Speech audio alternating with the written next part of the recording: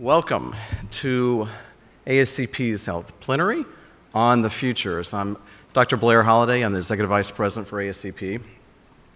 And it is indeed an honor to be here with a distinguished panel today to discuss what we feel and hope will be quite an adventure for you and an experimental session for us, because we're trying something that we've never done before. When you think about that, we have a couple of folks here that are outside of the field of pathology. They're going to help shake it up for us. And you're going to see how we do this, which is a little bit different from typically how sessions on the future are run. It's all stemming from a conference that we had several months ago. Can you cue up the first slide for me? Next slide, please. So, Pathologys Future began when you all started practice. We started thinking about what happened over the last several years as it relates to personalized medicine, and we realized that this organization needs to take a more proactive role and look at opportunities that could possibly forge the future of your practice, and we did that under the auspices of a grant that we got from the Abbott Foundation. Well, this conference brought together leaders, and you can see a picture of these folks here, from different areas of healthcare industry, and the panel was basically designed to help us create that paradigm or that exposure that we could determine if, in fact, you could be a player and we can help you be that player in order to do several things. Number one, improve patients' outcome, but do that under the guise of a very proactive future. A laboratory efficiency and patient outcomes, they go hand in hand. But unfortunately, it won't occur without high-quality health care and accessible health care nationwide.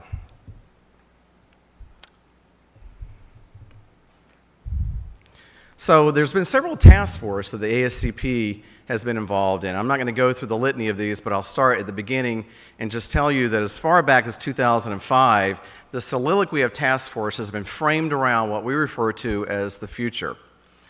Starting back with Jack Brooks and looking at strategies, how we can begin to design a very proactive role in the future. Now into 2006 and 2007, when Dr. Hilborn was working with us on external perceptions of our particular field and how we can influence those external perceptions, particularly the clinicians. We did many, many interviews across the nation, and we began to develop what we saw as an emerging theme, and that emerging theme was a report that was emanated from that task force.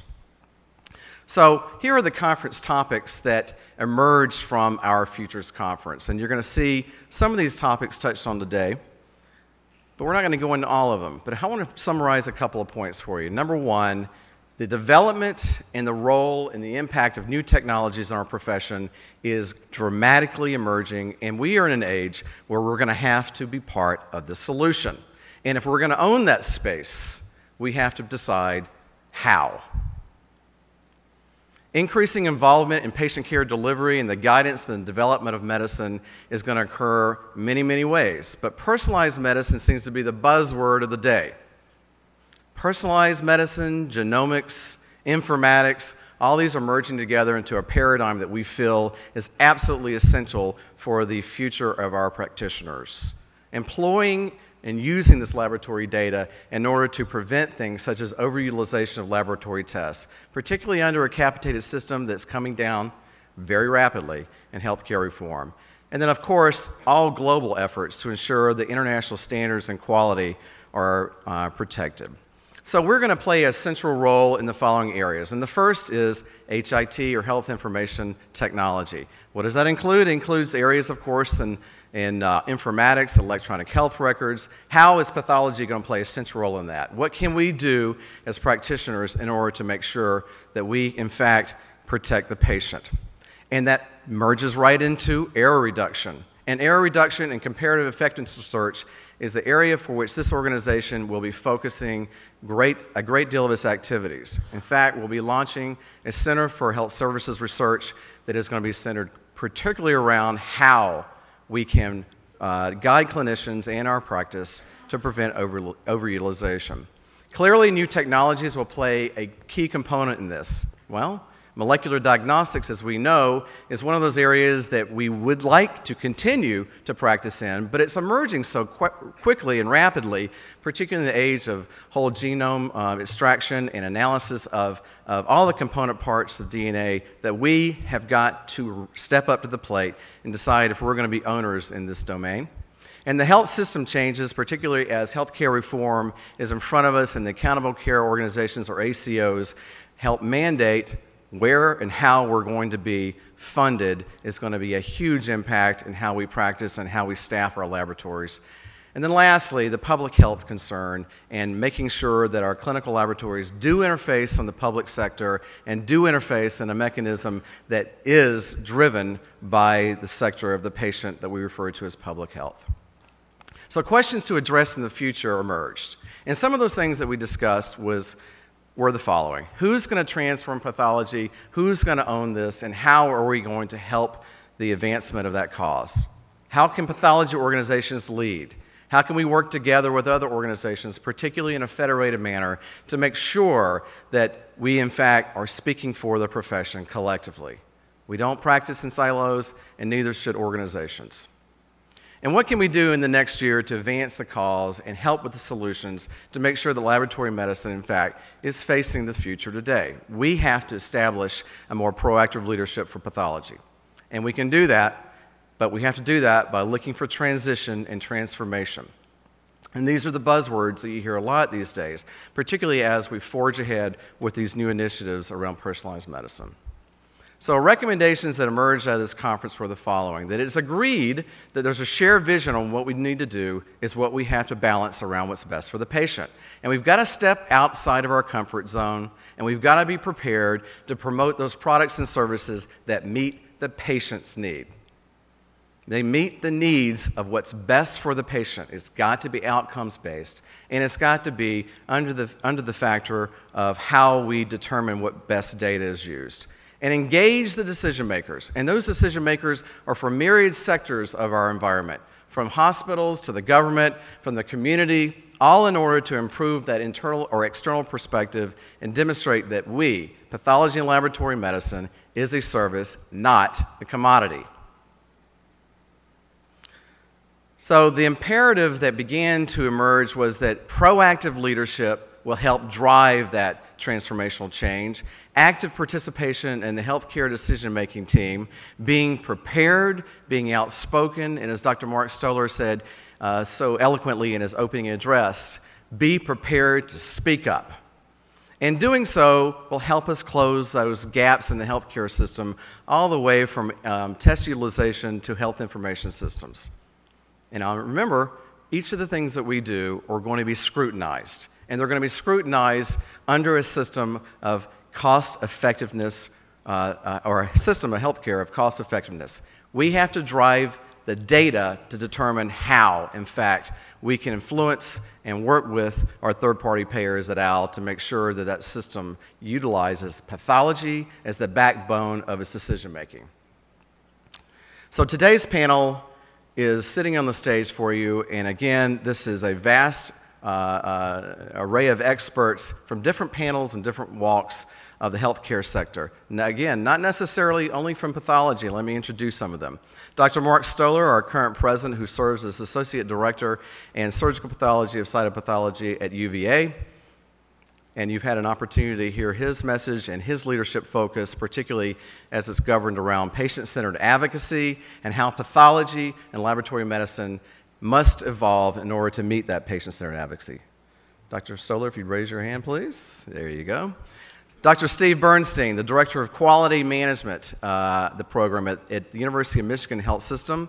He works in the area and helped us in the area of how can pathology be involved and influence health systems, and particularly how we as an organization of practitioners can help influence that system. Dr. Bernstein. Jeff Jacobs serves as our Vice President for Public Policy and Advocacy. He's in our Washington office. Jeff Jacobs spends his days tirelessly looking and working at angles in order to improve the healthcare system and make sure that this organization and other organizations work together in a collaborative fashion in order to drive that impact and hopefully control that impact. Jeff. Dr. Robert Brooke, who is Vice President of the RAND Corporation and Director of RAND Health, will be talking to us today about leadership training and why we in this community of scholars have to be more intimately involved in leadership. And we're going to have to do this by looking at social determinants of health and how we can help influence those impacts. But remember, it isn't necessarily in a silo. It has to be done in concert with our clinical colleagues. He's going to be talking to us about several of those impacts. And last but not least, I thought I was going to be appropriately upgraded on my dress today until I met Dr. Kaminsky when he showed up. And Dr. Kaminsky, who is here as a special guest, past president of the California Society for Pathologists, who is in Palm Springs Pathology Services in Palm Springs, California, also past president of the American Society for Cytopathology, has worn many hats and forges a very proactive approach at interfacing the patient and the future of pathology. He's going to be talking about a very unique, special way for which his practice has evolved and the role of direct patient care. That's right, you heard that right. Direct patient care for pathology. Dr. Kaminsky will be sharing those thoughts at the end of this presentation. Dr. Kaminsky?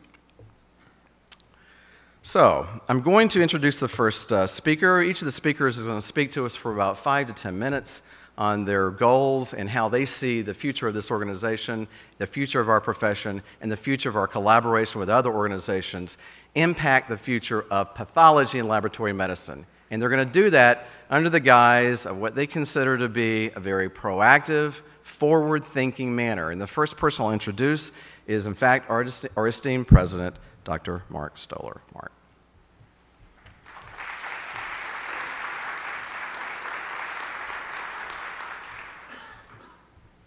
Thank you, Blair, and thank you all for coming. I hope after the presentations this is set up that we have more of a conversation. And as you notice, I'm working without a net. No slides, no iPad, no nothing. Just, and I'm doing this because we've already in part had our conversation about, from the ASCP's perspective, where and how pathology has to focus its effort in this environment where there are, shall we say, more external pressures and threats than we've ever faced before. The process that Blair outlined, this systematic process, this series of task forces that have driven the vision that ASCP is bringing forth that we talked about of patient-centered advocacy, about focusing everything we do through the lens of what is best for our patients, regardless of how it impacts ourselves in terms of practice, particularly practice income, and the utilization of tests in a clinically valid and patient-appropriate manner versus the overutilization or inappropriate utilization or lack of validation that is somewhat rampant in medical practice. It's often quoted that 30% of the healthcare dollar, 30% of the healthcare dollar is being wasted because of the combination of overutilization and inappropriate utilization, not so much in pathology and laboratory medicine, but in medical practice in general. So I hope that what you get from this is that we have taken a very careful, systematic approach, developed this strategy over the course of more than 5 years, and this panel tonight is and the report that is in your bag, which I hope you've all taken the time to read or will read, be stimulated to read after this conversation, is our continual testing of the waters, if you will. We want to be sure we get it right because we're going to be interacting with all of you in a continual fashion, driving your education, transforming the nature of education at the ASCP, both in its annual meeting and in its myriad ways of educating continuously throughout the year to help give you the tools that you need to cope with these pressures that I think we're going to have a conversation about tonight in the panel. So why do we think this is so important? We think this is so critical at this juncture because, as you know, healthcare in this nation is undergoing a system of reform, and I believe Jeff Jacobs will describe some of those elements of pressures that are as long as the healthcare reform bill still exists, and after next Tuesday, we'll see if it's going to we predict it exists or not. So that's really all I want to say. I want to say that I want to thank you for your for coming. I also want to thank you for your engagement. We're looking to you, all of our members, to be engaged not only in this conversation, but in this process of modifying, improving, extending our practice to reach beyond what we have traditionally done, to evolve in a way that will allow us to thrive in what everybody predicts is a changing environment of practice. So without further ado, I guess we'll have our next speaker. It's Dr. Steven Bernstein.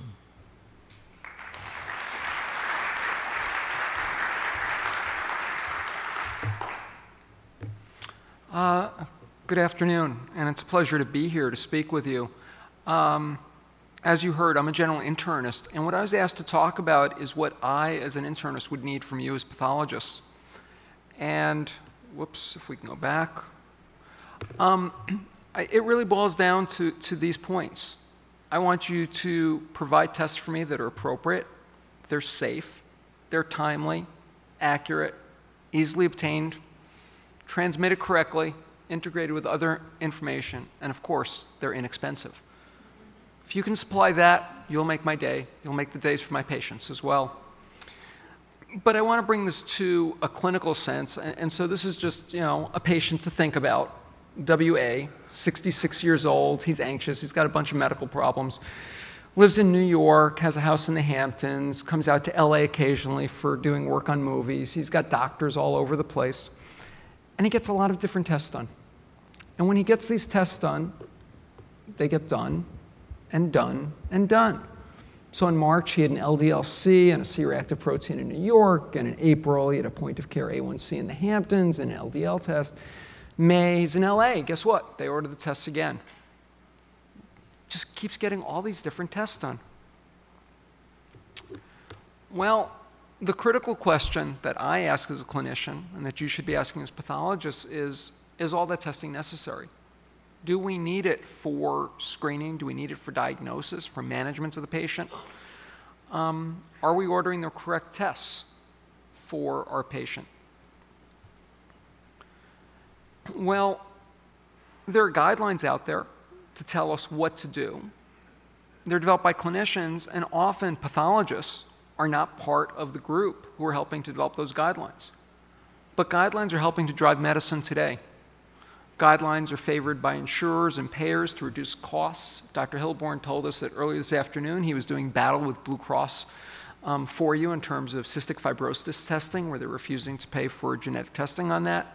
Specialists need it to guide care. Hospitals want it to reduce costs. You're going to hear Jeff Jacobs talk about accountable care organizations and packaged care. So you as pathologists in your society has to influence that test ordering. You've got to become part of the decision-making process to consider what the evidence is of the impact on clinical decisions and work with agencies to develop these guidelines. Just before this meeting started, Mark Stoller and Bob Brooke and I were talking, and Mark said, well, we're going to have $500 genomic testing. We'll know everyone's gene panel for $500. And Bob talked about one of his colleagues at UCLA who's got the spectrograph machine that can put it on an arm and identify proteomics, what all the proteins are. Well, we're going to be loaded with information, and what do we do with it? And how do we handle that information? It's something we all need to consider. I'm not going to really go into much, where is the test done? Well, obviously, as I said, we want tests done conveniently and easily, so point of care is important. But then what's the role of point of care versus centralized analysis? So at my institution, we do point of care A1C testing. It seems to be a good test, accurate, timely. We disagree with our cardiologists. My cardiology colleagues do point-of-care LDL testing. My general internist colleagues won't do it because you need volume for it. You can't do a finger stick. You have to do venous blood samples. And so because of that, because of convenience, because of workflow issues, we've reached different decisions about that. But where you need to think about this is really as we're talking about these different types of tests, where they're being done. Are they being done in centralized labs? Are they being done in these little boutique labs for proteomics? Where is the best place that they should be done And what I would argue for your society, for you as professionals, is really to think where is the best place for it to be done. And the best place means where is it going to be done most accurately and most timely for the patient. I'm not going to really talk at all about this area because this is your area of expertise. You know what the sensitivity is, the specificity, how to process your samples accurately. But that post-analytic phase really does become a critical element in terms of the results being sent. I used the example for Woody Allen of all those tests being done, and yet no one was talking to each other. The doctor in the Hamptons didn't know what was being done by the doctor in New York, who didn't know what was being done by the doctor in Los Angeles. So they were repeating these tests, which really wasn't necessary for the patient's management. I only mentioned 3 doctors that Woody Allen might have. This is data from Medicare that for the distribution of our patients in terms of the number of chronic diseases they've got. This is Medicare data from 2003. About 10 to 15%, 18% of the population of Medicare beneficiaries has 2 or more of these chronic diseases. Now, how many doctors do they see for these chronic diseases? On average, if a patient's got diabetes, heart failure, and CAD, they're seeing an average or median of 12 physicians. And yet, if those physicians don't talk to each other, if the lab test that they're each ordering isn't communicated, they're going to be getting those tests repeated time and time and time. So a problem is I don't communicate with my colleagues about what tests were done, and yet laboratories don't communicate with each other either, and that's a problem. What we need to do is we need to transmit this information so it's available to everyone. When I order a prescription for one of my patients, regardless of where he gets his prescription done, if he's got health insurance, regardless of which doctor orders it, it goes through a pharmacy benefits manager. Every prescription gets hit against each other. Yet for pathology, when a patient gets a test done, they're in their little silos. There's no central clearinghouse. And I would argue something your society and your organization should work on is a central clearinghouse. So we don't need to be repeating these tests and don't need to be duplicating the work. And why is this important? Because then you could reduce duplicate testing. You could increase my satisfaction as a physician because I know the test has already been done. I've got that result when I need it. And most importantly, you can improve quality scores for the physicians as we're all being judged on report cards, and you can reduce healthcare costs.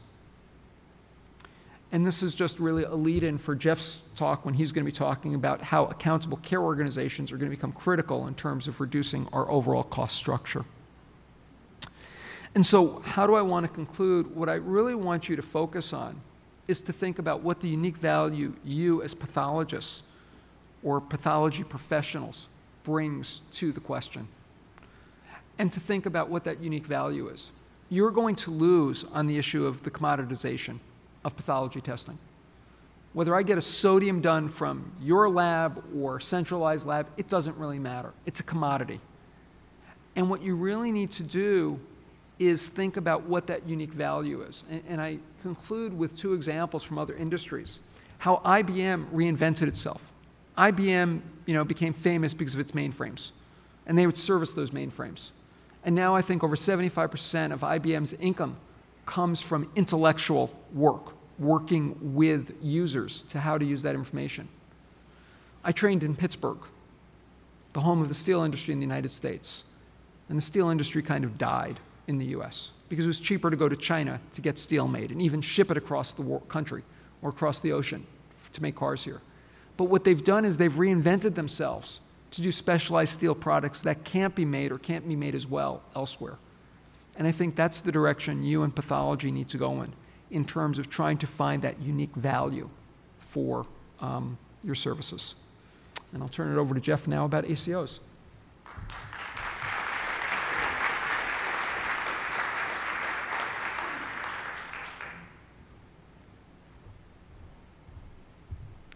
Thank you, everybody. I'm going to talk to you a little bit today about how we can implement the system that Dr. Bernstein is talking about and the system changes that are occurring today in the United States, healthcare reform, and the future of medicine.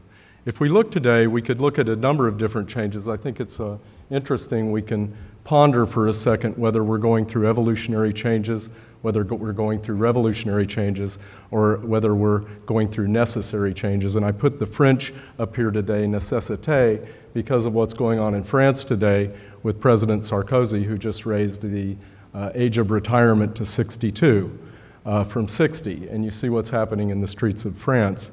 And if we go back to Plato, we can say that necessity is the mother of all inventions. So there are no revolutionary changes. That's what I'm hypothesizing anyway. We're really looking at evolutionary changes and necessary changes. So if we look at the evolutionary terms of reform and what's been going on in the United States, probably since the 60s, you might go back further than the 60s, you can look at these terms. These are nothing new. Some of them are new to us because we haven't heard them before, we haven't pondered them before, they haven't been part of your practice. But this is what's been going on in those who have been working on change for a long time. So comparative effectiveness, we're now hearing a lot about personalized medicine, diagnostics, how we can improve those, how we can compare those, what's more cost effective. Accountable care organizations, this is a new term. What is it? It's integrated health systems. It used to be maybe managed care systems. We're trying to look at large systems. It's part of the new system where you can actually follow a patient. You can follow them in the way that Dr. Bernstein outlined, where you're not just having somebody in New York do one battery of tests, someone in Los Angeles do another battery of tests. This is something that we can follow the patient.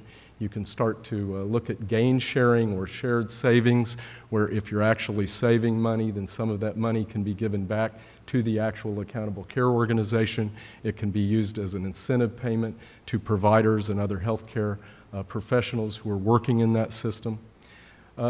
I think Dr. Bernstein mentioned his need for this next one, a test utilization committee or a formulary committee. It's akin to a pharmacy benefit manager that Dr. Bernstein outlined. This is not that common in systems, as I understand from you, but it may be coming and could become more common, so that's something to look for.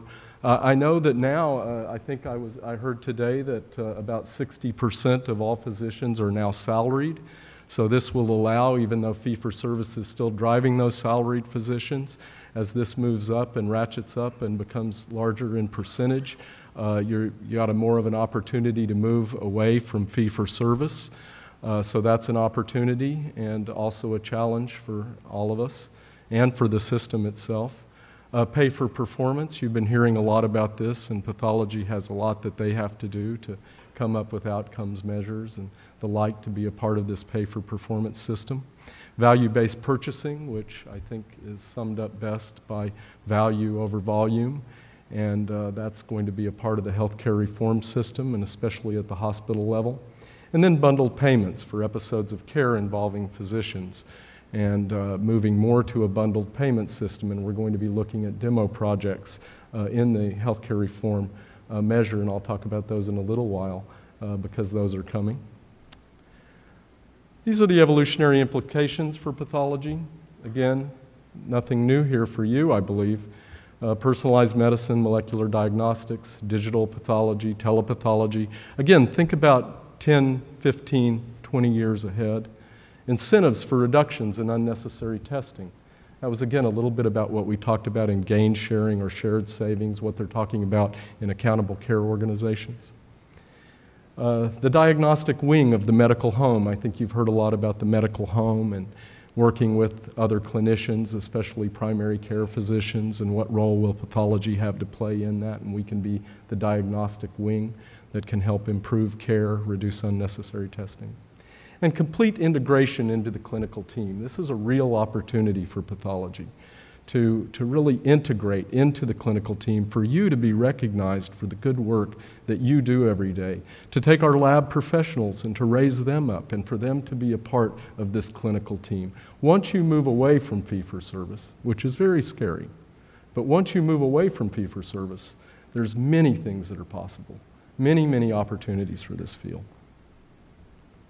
I want to go a little bit to reality and where we're at today, because I think this grounds us. And why are we moving in this evolutionary fashion?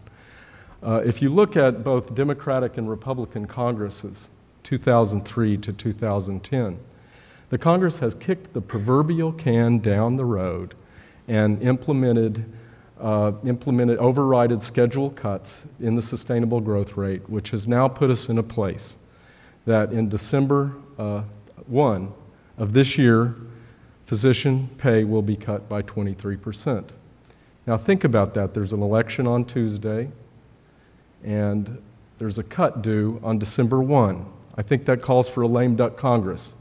Do you think the Republicans, when they take over the House of Representatives, as they're projected to do, will want to have a lame duck Congress? So then CMS will have to do what they usually do and withhold payments for some time. But then you also look at a new Congress coming in, you're probably looking until February until it's fixed, until Congress can get together. And then it's going to require a bipartisan effort, or it's going to require the Republicans to, again, kick that proverbial can down the road. What does this mean if you look at the enormous costs? A 10-year freeze on the SGR alone is about $250 billion. If you look at a 10-year patch with minimal updates, you're looking at $330 billion. And if you fixed the system as it exists today, you're probably looking at $750 billion to just totally fix the system as we're operating today. These are enormous costs, enormous costs. And I find this very interesting. So let's go back for a second, think about those evolutionary terms for a second, and look at what the Medicare Payment Advisory Commission is looking at just this year. They're considering possible exemptions to SGR cuts. So look at this, multi-specialty group practice alternatives or a hospital medical staff alternative. If you look at these alternatives, you're starting to look at something that resembles accountable care organizations. So they're not exactly accountable care organizations, but again, possible exemptions to SGR cuts. Now let's go to what Henry Aaron wrote in the New England Journal of Medicine in July. And I'll read this.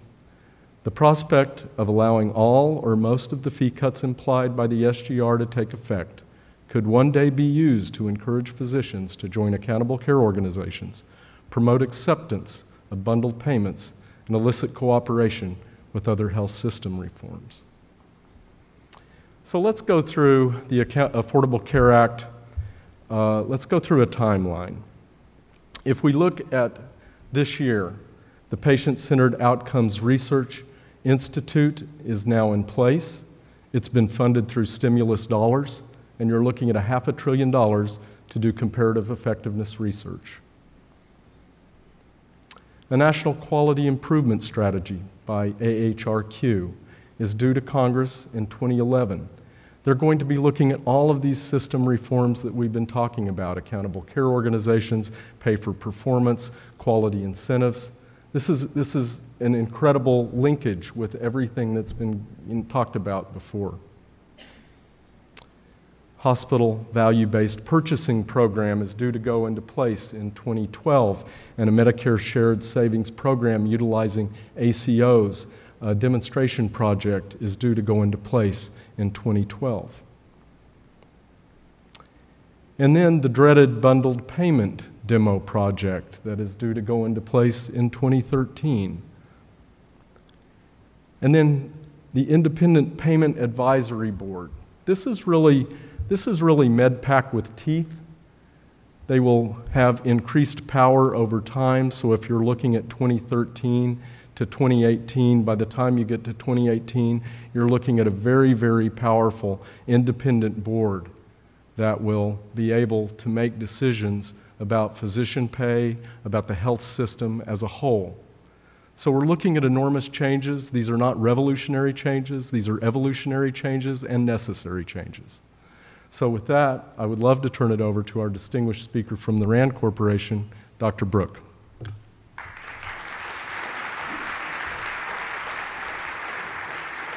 On?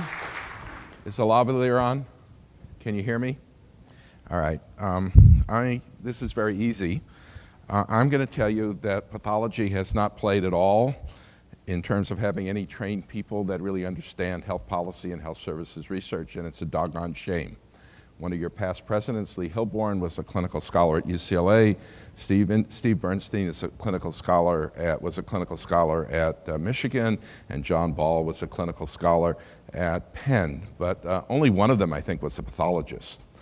The first thing you've got to do is make a decision whether you want to play at all. And if you want to play at all, you need some educated pathologists that know something about this field and just don't become political talking heads. So I would urge that you find 10 people or 20 people that are completing their residency in pathology this year and make sure they submit applications to the National Clinical Scholar Program, which are due February 1. There are 4 institutions that fund that have that program. Michigan, you can talk to Steve Bernstein, UCLA, Yale, and Penn. Number 1, do you want to play at all? At the moment, you've decided with your feet not to play. So you have to decide whether you want to play or not. I strongly believe that healthcare reform, these things that you've heard about, require significant physician leadership that know what they're talking about and can compete and talk to economists and statisticians and hold their ground in doing that. That's not happened. Second, you have to decide what is your responsibility in medicine. You are going to be using, and I'm going to be using 10,000 new tests perhaps in the next 5 to 10 years. Some of them will be expensive. But the results that you report out will decide how extraordinarily expensive therapeutic tests are offered to people. Do you have any responsibility if the doctor who uses them, when Steve can't interpret your result or just ignores it and basically goes off and he's part of your organization and he screws up? Should you get shot? That's revolutionary, not him. Is it your responsibility to make sure that he understands your results, and if he doesn't follow them correctly with the patient in deciding what therapy to offer the patient, you're equally to blame as he is, or get equal credit if he does. So is it really the case that 80% of people on Herceptin don't have the receptor that is produced, I presume, by some of you, and get the drug anyway, and you don't care about it? Or do you care about it? The last thing I'm going to end you with, is there any need to have a pathologist in the United States? Any need. If I were speaking in front of a group of radiologists, I would argue that with a little bit of union busting, within 10 years, all of diagnostic radiology will be run overseas. Why not? We've outsourced everything else.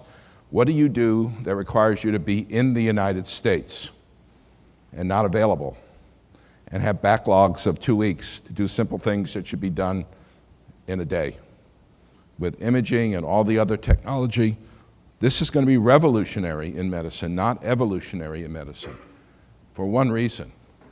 The projections for the year 2019, the conservative predictions, are that by 2019, 20% of the GDP is going to be spent on healthcare. And the only group in the country that has not suffered in this last recession are healthcare professionals. The only group. We have not participated with the rest of the country in the suffering that has gone on. Why should they be nice to us now when they have to decide not to cut our salaries and our fees? We haven't done anything, as far as I can tell, during this recession. We've raised our prices, we've increased the amount we spend on health care, we haven't participated in trying to keep this country healthy and on a mission, because we don't seem to have any desire to do that. So you got a real set of questions in front of you, and I hope it's guided by a group of people that understand the social sciences that are needed to do this better than worse. I have a great faith in physicians. I want the healthcare reform to be led by them and not by social scientists and economists. You need to do your part, and I need to see some of your faces in training programs that actually give you the skills to do this.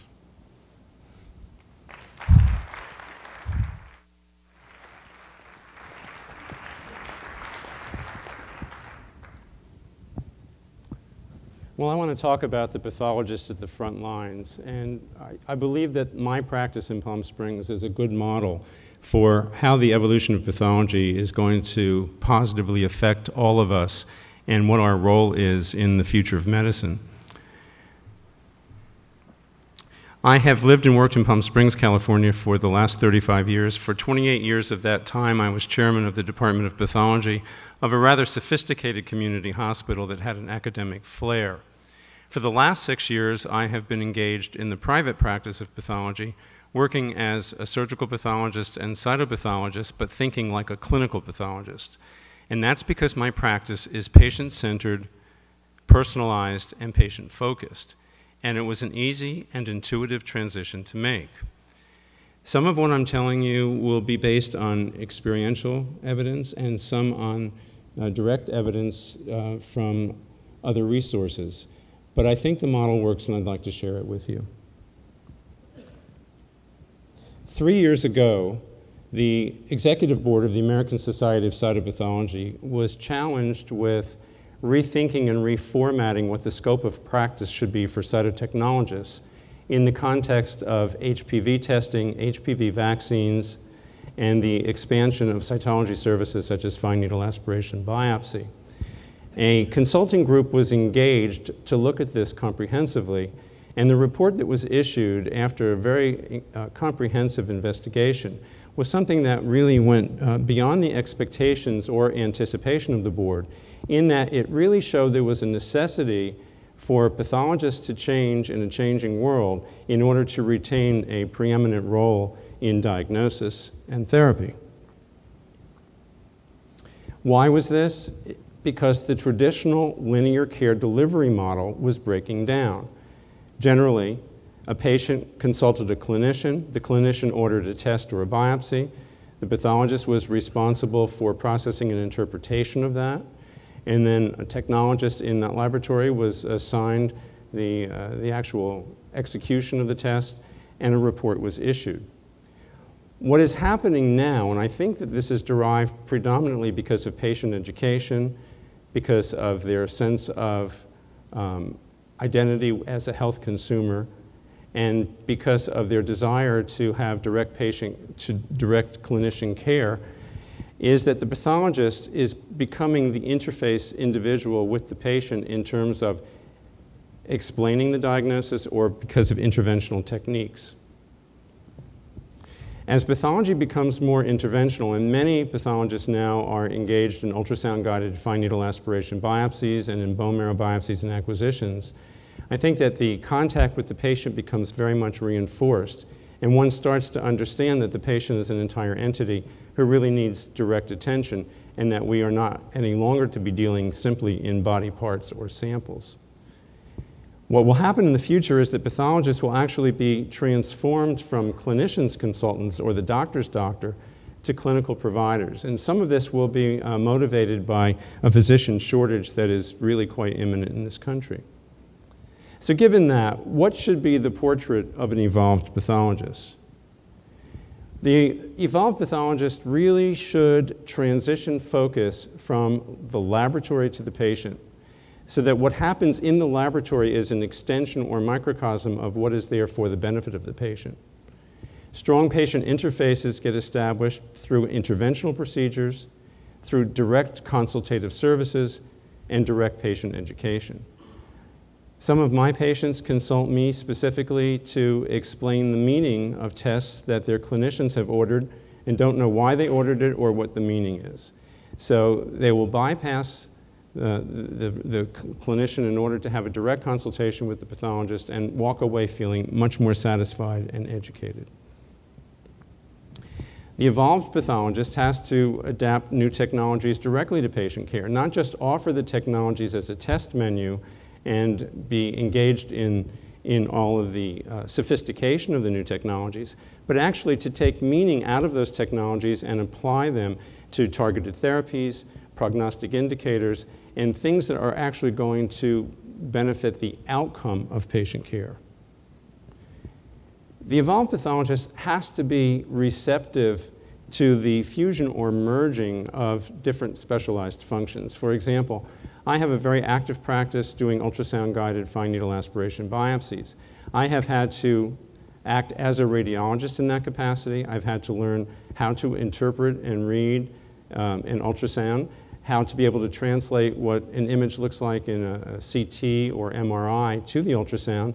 If the image was initially identified in an MRI, but the patient is having his biopsy directed by ultrasound, then that translation has to be accomplished. So the fusion of specialties is quite important. The pathologist has to really understand what the endoscopist sees during the endoscopy procedure. I utilize images from the endoscopy in my surgical pathology report, not only for annotation purposes, but also for patient education. We really have to intuitively shift the focus from a diagnostic sample to the complete patient. When I was in a hospital practice, it was my purpose to make rounds on patients scheduled for frozen sections so that I could introduce myself, explain what the pathologist was there to do for them, and actually to engage them as part of the healthcare team. And I had a great deal of satisfaction and patient feedback that this was something that was very important to them because they didn't know what they were being subjected to, they didn't know what the outcome would be, and they were feeling extremely grateful to have yet another resource whom they regarded as the ultimate resource for the explanation of those tests. Frozen section is a really good example. The evolved pathologist really has to be understanding and embracing of digital imaging, archiving, and telemedicine, not only because of the benefits of long-distance communication through imaging, but because imaging is such an important part of how the pathologist will relate to the small biopsies that we're going to be getting in the future that substitutes for large resections for the diagnostic side. So I think that it's very important that pathologists do not reject the idea of learning the technology behind images. Pathologists need to advocate for the image-guided fine needle aspiration biopsy performed by interventional pathologists because that actually puts you at the interface level with the patient. In my practice, and this has been not only fostered by but accepted by the clinicians, I have a private practice of fine needle aspiration biopsy in addition to my surgical pathology outpatient practice. But I also am the person who does all of the ultrasound-guided biopsies for a group of radiologists who own 4 imaging centers in the desert. And I also am a collaborator for 5 ear, nose, and throat surgeons, and I do all of their ultrasound-guided biopsies and actually expedite their practice because I'm doing their thyroids and salivary glands and meeting the patients and turning all of that around. It really works very well. Patients are self-referring to me. Patients are consulting me after the diagnosis has been issued. Patients are seeking out aspiration biopsy and contact with pathologists because we really do have the ultimate word. We tend to have a little bit more interest, those of us who are patient-oriented and who need to become patient-oriented, in being able to relate to the patient for the questions that they have about their health. So this is a fine needle aspiration biopsy that I've done. You can see the needle moving back and forth inside this thyroid nodule. And one of the most critical, and I don't want to play this down, but one of the most critical things that pathologists can do is amplify the surgical pathology or fine needle aspiration biopsy report to make it not only informative to the clinician, but educational to the patient. So my reports will include, in addition to all of the necessary diagnostic information, I will include images if it's an endoscopy report from the endoscopy itself, if it's from a fine needle aspiration biopsy, showing that the needle is in its target. This is for medical legal reasons, but mostly for educational reasons. When I complete an aspiration biopsy for a patient, I play back the digital image little movie so that they have an understanding of where the needle went, what was accomplished by it, and they find that fascinating and educational. But these reports are being used by my clinicians to actually do the consultation with the patient at the time that they are relaying what the diagnosis is. They use the images, they use the diagrams, they use the cartoons in order to explain to the patient what their situation is. And the patients are so receptive to this that it is now becoming a standard that they're requesting.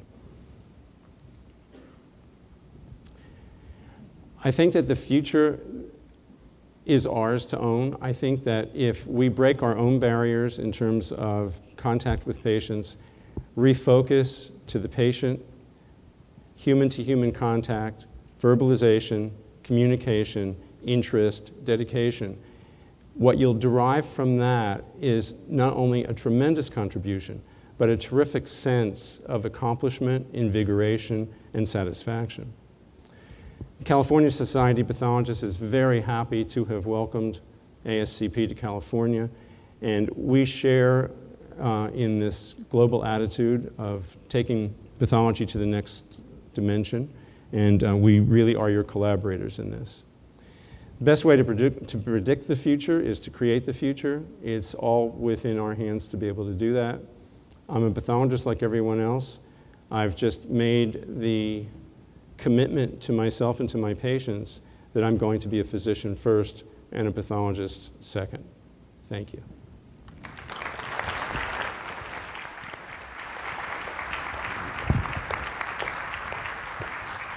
So what we're going to do, we're going to direct some questions to our panel, and then I'd like to turn it over to the audience and take some specific questions from you based on what you heard. Obviously, disparate discussions, some of it concerning, but I think it's important that we face reality and look at some of the alternatives that we can forge together, learn from our respective colleagues, and then take control of our own destiny. So I'm going to start off with the first question, and I'm going to leave it open to the panel who would like to pick this one up.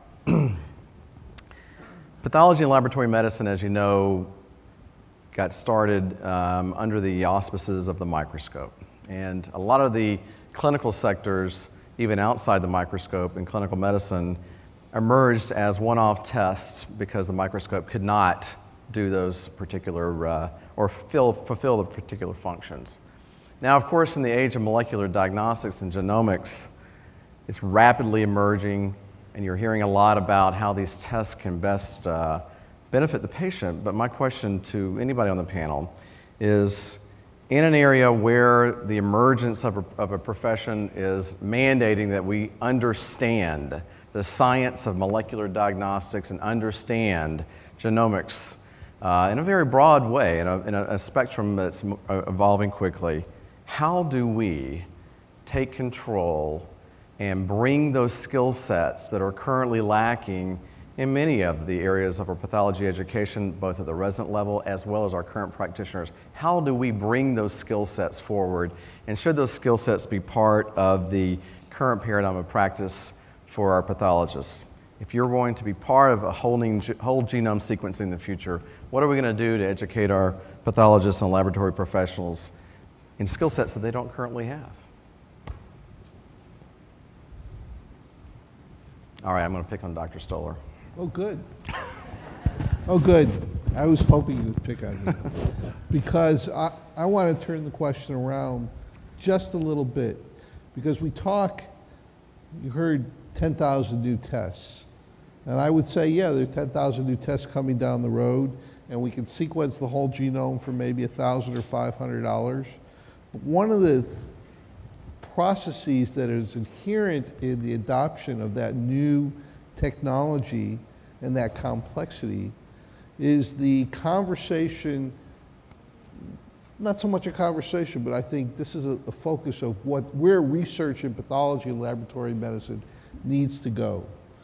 If genetic sequencing gives the patient the right answer for selecting the appropriate drug or the appropriate therapy, so be it. But if a morphologic interpretation done by Dr. Kaminsky in real time at the patient's bedside can give you that same answer, well, I mean, that tension between the old and the new, as Dr. Tomaszewski, I think, is going to talk about maybe a little bit tomorrow. The more data elements, if we analyze the whole genome and think about what we're getting by analyzing 10,000 different results, the synthesis of that 10,000 results is often represented in the image we look at through the microscope. So I think the question is not, yes, we have to educate ourselves about the technology, but the critical interface for me and for, I think, all of us is the balance of what is the most cost-effective way to get the result that generates the data that the patient and clinician need to have for the correct treatment. And the answer may not always be analyzing the entire genome and proteome as a superior method compared to some of our traditional methodologies. The challenge, of course, is not only how do we educate around the new, but how do we develop the database to allow us to make those optimal choices? Because you can't do everything, especially when one costs, if one test is much more expensive than the other. So let me build on that a little bit. So if pathology needs to use a more holistic approach, blending, of course, clinical diagnostics and anatomic, but looking forward to, or looking ahead at the future of molecular diagnostics, and we're using all of the tests in order to inform and choose the best tests, who is going to make that recommendation? Who is going to work with the clinician? Who is going to help the clinician understand which test should be utilized? Is it going to be the pathologist, or are we going to defer that to another colleague in the clinical sector? Well, David? I think it should be the pathologist, and I think the patient thinks it should be the pathologist. And I think that the more people become educated that pathology is at the center of this, and that we're the experts in understanding why the test is available and what the interpretation and limitations are of the test, that it makes more sense for the pathologist to be on that primary consulting team level at the inception of the testing scheme. But I really want to hear from Dr. Bernstein and Dr. Brooks about that, because there's that tension. I mean, if you look at subspecialized medicine, one of the hallmarks of that subspecialty expertise is subspecialist seems to know what tests to order better than the average family practice doc or generalist. And part of the question then to me is who is the subspecialist of choice if general practitioners are really the primary interface with the clinician? Is it the pathologist or is it the subspecialist internist? I'll pick it up. I think it depends upon what the type of test is for who to get it from. So we talked about the issue of proteomics in terms of, do you get it from a specialized lab or do you get it from a centralized lab source? And so the question is really who has the expertise to guide me as a primary care doctor for providing the care? I'll take one exception to one of the things you said, Dr. Kaminsky, which is about the role of the pathologist. I really do like your idea that you are the expert and you can provide me, the primary care doctor, with the information. And as we move to the patient-centered medical home, we have to think about the whole patient, not just their fine needle aspiration for the thyroid, but how that thyroid relates to all of their other medical problems. I would hope that I would be able to synthesize the information better for the whole patient than just focusing on this narrow area. So what I think would be extremely helpful for me is for you to educate me on it. It reminds me of when I was actually a medical student. I was in England. And I would go out with the oncologists at cottage hospitals at the time. This was out of Cambridge at Addenbrooke's. And we would go out to these hospitals about 30 miles out of Cambridge for consultations. And I was with the equivalent of a fellow, and we saw a woman who had recurrent breast cancer. And she wanted to know what the diagnosis was. And it was very interesting because the fellow wouldn't tell her. She was a Canadian immigrant to England, and he wouldn't tell her. And I was a med student, and I said to him afterwards, why didn't you tell this woman? Why didn't you talk to her? And he said, we're a consultant. We're not here to give the advice to the patient. We're here to give the information to the provider. But I wasn't implying that the pathologist should be making that comprehensive analysis of what the results are. What I'm advocating is that the pathologist, understanding what the test menu is, if there was a consultation with the clinician to begin with, to narrow down the field as to what would be the most beneficial combination of tests to give information regarding the presumptive diagnosis, that would make much more sense than the shotgun approach that's very expensive, with the clinician very often not really understanding the implications of some of the results that come back. And that's where I fully agree with you, that's the advice that I need. That's the advice that I'm asking you in pathology to give us, to work there on the guidelines, whether it's going to be the one-on-one consultation or coming up with mechanisms when these tests get ordered and the results come back, that you can give me the information and we can design the systems so that when you send me that result back, this is the path that we should take. I'm a firm believer that don't leave it up to me even to make that decision. If there's a clear path that we should do, we should just try to automate it. So I'm sensing that there's an open mind to a forged role, a clinical forged role of pathologist as a consultant. Is that what I'm hearing? That's my view on it. And is that something that, do pathologists and lab professionals possess the skill sets to actually have that kind of clinical interface? Or Dr. Brooks, is there something that, what kind of seeds of wisdom can you share with us in terms of forging ahead? Wanted us all to go overseas. I mean, the obvious answer to that question is it's a shame that there's not pathology leadership to address these questions with real data and real studies. Okay. I'm a geriatrician. I believe that every person in the country who's over 65 needs a geriatrician, because I believe that getting up in the morning is important, and I go to work and it's hard, and gee whiz, I must be doing something valuable. You ask a bunch of pathologists if they should expand their role, the answer is going to be yes. You ask a bunch of internists if they can take care of the problem, the answer is going to be of course. I think we need some hard evidence. Now, I will say something that everyone has to really begin to look at. The first question is that the revolution that we're going through, and it's a revolution in molecular biology and genetics, can actually destroy all the healthcare systems in the world. Most of the policy people in the field believe all the solidarity is going to be destroyed because it's going to make medicine so expensive that no healthcare system will be able to afford it. And not will only we have two-class medicine, we'll have 100-class medicine. We can go through whether that's going to be the scenario or a different one is going to be the scenario, but that's the first issue. The second is that as technology matures, you don't need the artist. So if I really get a hip joint that is easy to put in because the manufacturers finally have figured out how to do it easily with glue that holds and wires that stick, and it becomes really easy to do, my tools are much better, then the training of the person putting it in can go down. That's just a fact of the technology revolution. As these tools, which are now being introduced over the next 10 to 15 years, become far more precise and known, I think we're all going to be replaced by a computer. I mean, and I don't even know if the hand of the person is there. So we now have mail-order pharmacies where a pharmacist sits there trying to figure out their role. The machine can count out the pills better, is more reliable at getting the right pill in the right bottle than the pharmacist is. Why do you need a pharmacist playing this role? Get the pharmacist to do something different. I really like the notion that we're all doctors.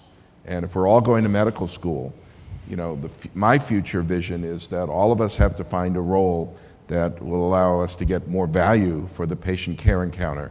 And I think it will be some mixture of all of this, but I don't know what it's going to look like, and I want some pathologists to actually be the ones that design these studies and are involved in them so that they're not biased, since they're all designed by Steve Bernstein as an internist. So, and I would just, Blair, everybody hear that? Just yeah, add Jeff, one please. point. I think that you want to make this decision. You do not want government to make Correct. this decision. You want physician. There is nobody in Washington, I mean, and you don't want social scientists. I mean, you need their help, and they need to be part of the teams. But the reaction to the stuff that I write about physicians taking leadership roles in this field is the answer is mostly, I don't give a darn, let somebody else do it, it's too frustrating, you know, nobody knows what they're doing, blah, blah, blah, blah, blah, blah. If you leave the field open to everybody else, you'll get what everybody else thinks is important to do. Yeah. Physicians will phrase questions differently than non-physicians and provide value in this debate we're going, but there needs to be trained leadership in the field to do it. Right. I'm going to take questions from the audience here, but before we do, I want to make a comment about that particular entity. The Agency for Healthcare Research and Quality, AHRQ, has said there's literally virtually a paucity, or it's an anemic response from the pathology community to do comparative effectiveness types of research, do the kinds of projects that will spawn out the data that's necessary for us to govern, the future of our profession, et cetera. We obviously need to step up to the bat as professional societies. We need to galvanize our particular, colleagues and our federated partners. But you have any advice on how we can begin to work together to jumpstart these issues? Because you're going from 0 to 60 at this point, and we're not even moving. If you look at the initial beginning of this field, it was all made up of internists. And then the surgeons finally decided that having internists tell surgeons what to do did not really, result in anything that the surgeons felt was useful, or at least they weren't willing to accept it. Right. It really is time, and there are programs now available and fellowship programs.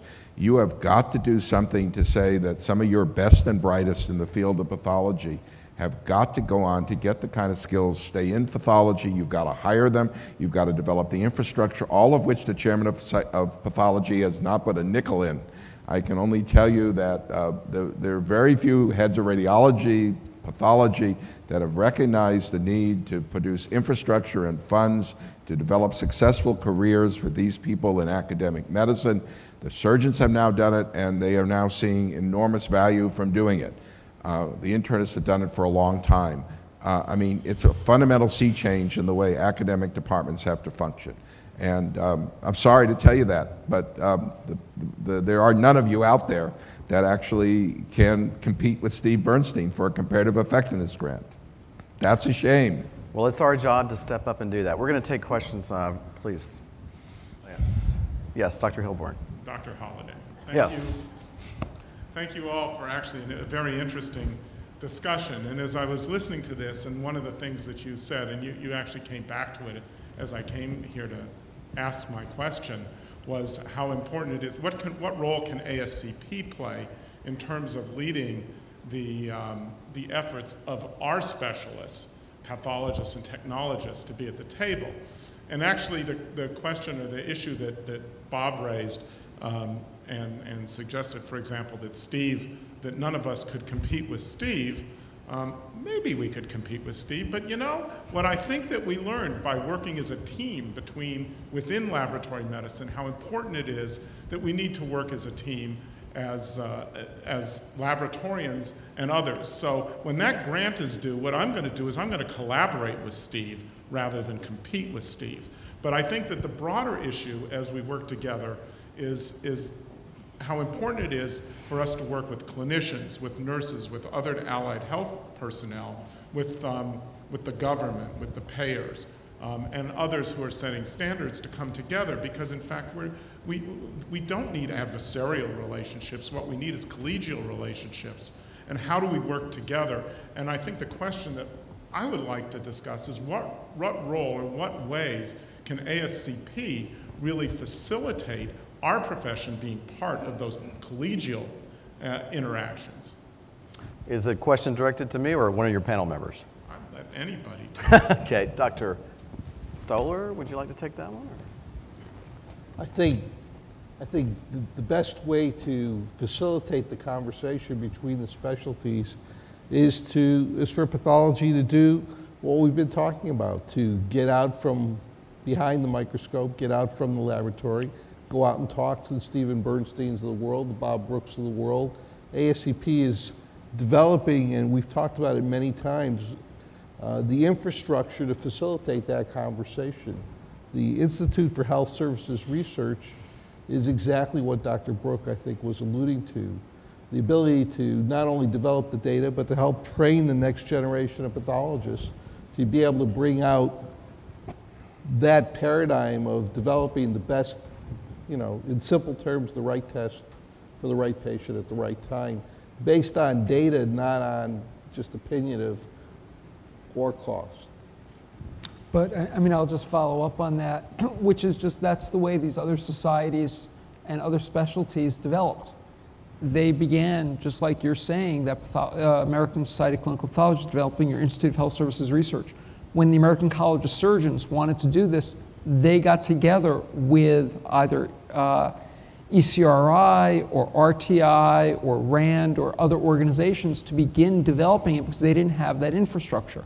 So they, as a society, did this, but then they began having their fellows, their students train and learn this as part of the profession.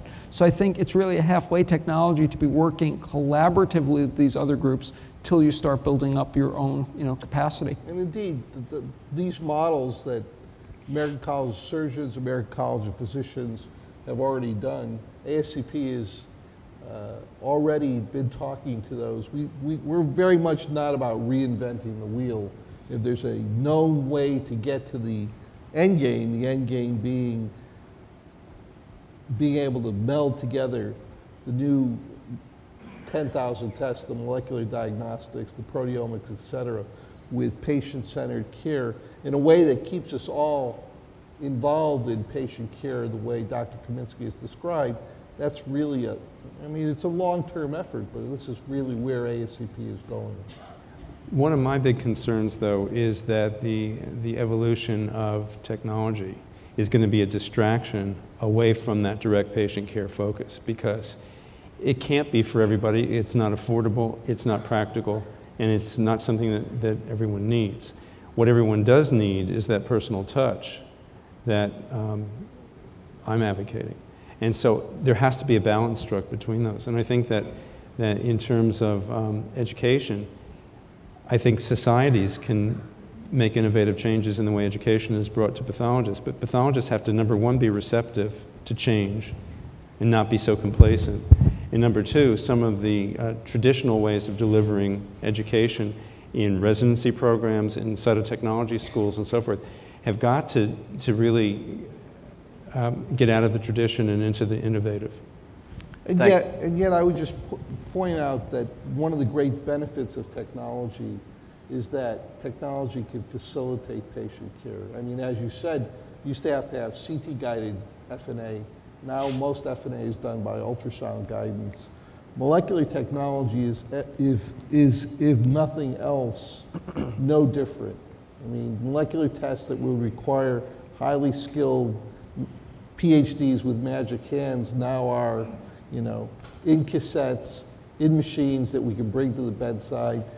There will be a time in the not too distant future when molecular testing could be point of care. We're going to take some more questions, but I think it's interesting, and I don't mean this to be a cliche, but you think about the double helix. You have to have the intersection between clinical care and clinical skill sets and the technology. Both of you are talking about that, but weaving those patterns and educating our profession to be skillful in both of those is going to be crucial.